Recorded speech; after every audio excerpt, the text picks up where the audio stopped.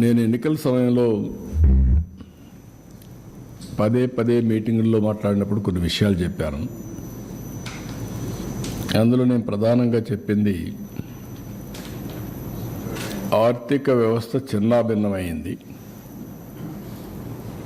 వ్యవస్థలన్నీ కూడా పూర్తిగా విధ్వంసానికి గురైనాయి. ఒక పక్క అమరావతి, పోలవరం, అమరావతిని 3 రాజధానులని 3 ముక్కలాటాడి ఫైనల్గా ఏదీ లేకుండా అమరావతిని సర్వనాశనం చేశారు, భ్రష్టు పట్టించారు.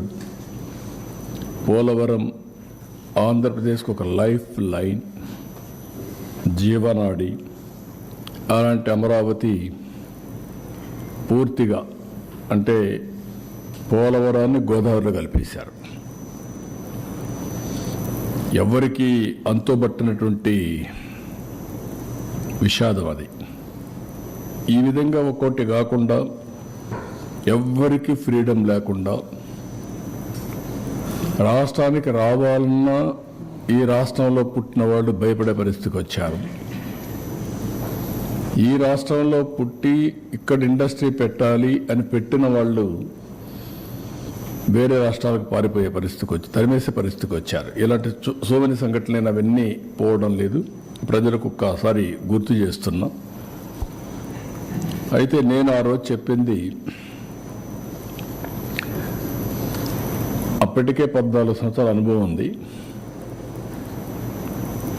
చేసినటువంటి చరిత్ర ఉంది, ప్రూఫ్ ఆఫ్ కాన్సెప్ట్ కూడా ఉంది. ఒక ఐటీ ఒక ప్రూఫ్ ఆఫ్ కాన్సెప్ట్. 95లో ప్రారంభించిన ఐటీ ఈరోజు ప్రపంచంలో highest per capita income Telugu వారికి వచ్చే పరిస్థితికి వచ్చింది.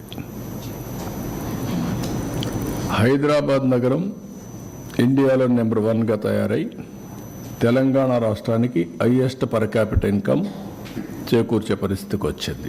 ఇలాంటివి కోకొల్లలు. ఆ అనుభవంతో నేను ఆ రోజు ప్రజలకు ఒకటే చెప్పాను, సంపద సృష్టిస్తాం, ఆదాయాన్ని పెంచుతాం. ఏదైతే సంపద సృష్టించాలంటే అభివృద్ధి జరగాలి, అభివృద్ధి వల్ల సంపద వస్తుంది, సంపద వల్ల ప్రభుత్వానికి ఆదాయం పెరుగుతుంది, ఆదాయం పెరిగితే దాన్ని సంక్షేమ కార్యక్రమాలు పెట్టి నిరంతరం పేదరికం నుంచి పేదవాళ్ళని పైకి తీసుకొచ్చే అవకాశాలు ఉంటాయని చెప్పి నేను చాలా సందర్భాల్లో చెప్పాను. చాలామంది కూడా అన్నారు ఇవన్నీ ఏంటి అవి ఇవన్నీ మాట్లాడారు. నేను నమ్మిన ఆర్థిక సిద్ధాంతం ఇది. నేను ఇప్పుడు కాదు, 95లో నేను ముఖ్యమంత్రి అయ్యాను. 91లో ఆర్థిక సంస్కరణలు వచ్చాయి. అదే సమయంలో 92, 93 ఆ ప్రాంతంలో ఇంటర్నెట్ రెవల్యూషన్ వచ్చింది. ఈ రెండు కూడా ఇమ్మీడియట్గా అడాప్ట్ చేసుకోరు చాలామంది.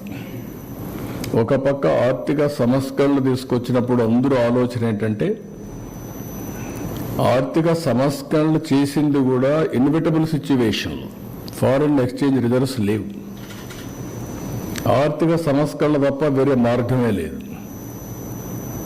బంగారు కూడా తాకట్టు పెట్టిన సందర్భం అది.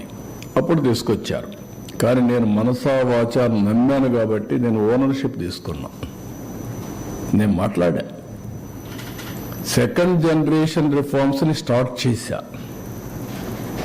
అందుకే మీరు చూస్తే ఈరోజు infrastructure all reforms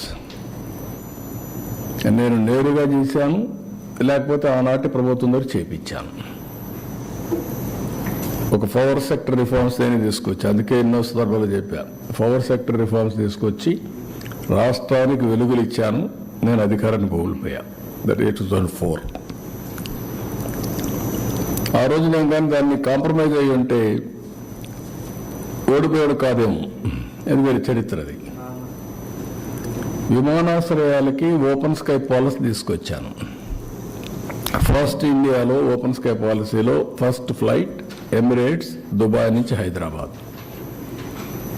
green field ఎయిర్పోర్ట్లకు శ్రీకారం చుట్టాం. అది కూడా మీరు చూస్తే first airport Hyderabad greenfield airport. అదే మరి రోడ్లకు శ్రీకారం చుట్టాం. నేను మలేషియాలో చూస్తే ఆ రోడ్లన్నీ మెరుగున్నాయని వచ్చినప్పుడు వాజ్పేయి గారు చెప్తే ఆయన ఎక్కడి నుంచి వస్తారు డబ్బులు అంటే, కాదండి మనం పెట్టే డబ్బులు సరిపోతుంది, ఈ విధంగా చేద్దామంటే proof of concept Nellore to Chennai, ఆ తర్వాత గోల్డెన్ క్వాడ్రిలేటరల్ రోడ్, ఇప్పుడు 2 లేన్ 4 లేన్ 6 లేన్ 8 లేన్ 14 ట్రాఫిక్ని బట్టి పెరిగిపోతున్నాయి. ఇవన్నీ కూడా చేసిన దానివల్ల సంపద వచ్చింది, ఆదాయం పెరిగింది. హైదరాబాద్లో అప్పట్లోనే first of its kind in India outer ring road 163 kilometres, 5,000 ఎకరాలతో ఎయిర్పోర్ట్, ఇవి చేశాం. చూసారు కదండి. మరి ఈ వీడియో కనుక మీకు నచ్చినట్లయితే ఒక లైక్ కొట్టేసి మీ అభిప్రాయాన్ని కూడా కామెంట్ బాక్స్లో తెలియజేస్తూ ఇలాంటి ఇంట్రెస్టింగ్ అప్డేట్స్ కోసం మా ఛానల్ని సబ్స్క్రైబ్ చేసుకోండి.